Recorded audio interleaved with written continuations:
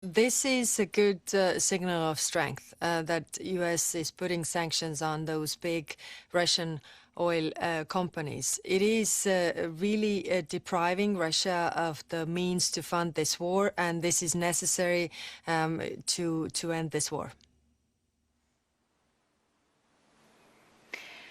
Is this a time for the EU to take a similar step? Well, we have done a lot. I mean, today we are going to adopt the 19th package of sanctions. As you mentioned in your introduction, there's going to be also the LNG imports and a lot more in that package because, we really want to deprive Russia of the means to fund this war, to end this all. This is very clear. Of course, we have done also a lot when it comes to the oil and gas, but not all the member states are still there. So the criticism that we have heard also from the United States regarding some of our member states still buying oil and gas, it's very relevant. So would you be pushing later today for a little bit more of unity ultimately in the EU to go ahead and announce stronger measures in the future when it comes to Russian oil as well? Well, as you know, we are working on the roadmap to totally phase out Russian oil and gas from Europe, and there are different means to do it. It's not going to happen today, that's very clear, but it's important that we get the 19th package of sanctions going, and then we are going to prepare for the 20th package of sanctions. We see that sanctions are working, we see that they are hurting Russian economy, and wars will end if one party runs out of means to fund it. How would you describe the involvement of the United States in the wake of Trump 2.0 in terms of trying to end the war in Ukraine? Because we've had some mixed moments. We don't know if there's going to be a meeting between the presidents, including the president of Russia. Now they've announced these sanctions on Russian oil companies. How would you describe their position at this stage? I think that President Trump is genuine in wanting peace and wanting to stop the killing in Ukraine. That's very clear. Now the question is how to achieve it. We have been always on this line that the only way to achieve it is in the position through the position of strength, really, to put the pressure on Russia, who is the aggressor here, so that they would stop the aggression. And that's why we very much welcome the steps also taken by United States regarding the sanctions. Now, one of the discussions that will happen here in Brussels today is going to be around using frozen Russian assets to help financially Ukraine. Do you think that you will get an agreement at the summit in terms of how to actually use these funds for reparation loans? Well, yes, we have come up with the reparations loan concept. So basically, Russia owes Ukraine the damages that they have, or the reparations for the damages that they have caused in Ukraine, and so we have those assets in our possession. So giving a loan on the basis of that, if Russia does not pay the reparations, is the basic concept of this. Now, of course, we are still in the discussions. There are certain member states whose risks are higher, so we need to come up also with the solidarity mechanism to burden the risks.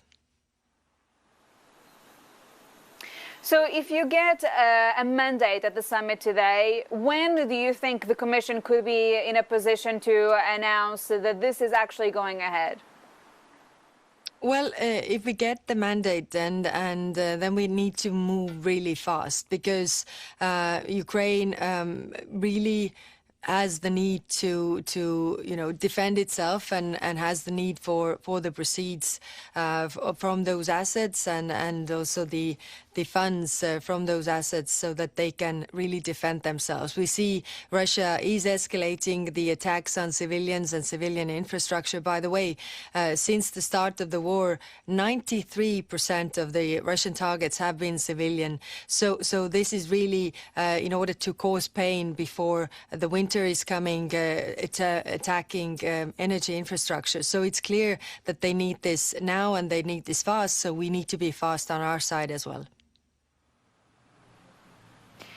Now, there was a communication from several European leaders earlier this week around at least starting a ceasefire where the current front lines actually stand. The language is the current front lines are a good compromise to start that ceasefire. How do you look at conversations around a potential ceasefire when President Putin is still not sitting around the same table as President Zelensky?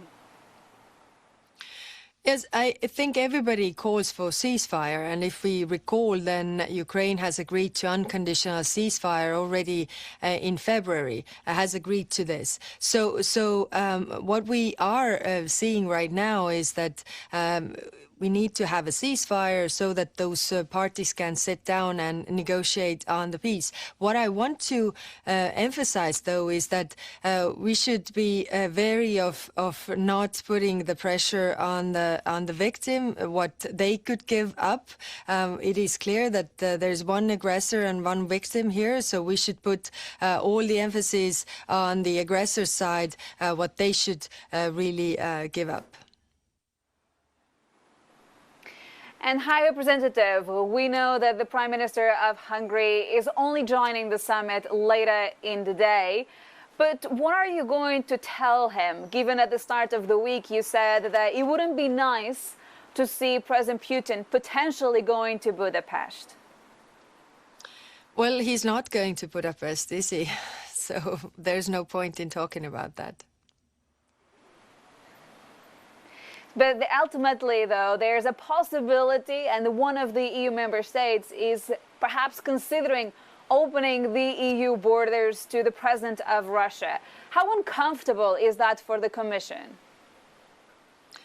It is uncomfortable for the rest of European states. I think this has been very clear. I mean, there is a arrest warrant for Putin. So all those countries who are also subject to the Rome Convention should, act in accordance with it. So we know that Hungary has expressed the willingness to leave this convention. But I think it is clear for everybody in Europe that Russia still poses the biggest threat. And considering the crimes of aggression, the war crimes stemming from those crimes of aggression that have happened in Ukraine, then it's clear that Putin is not welcomed in Europe.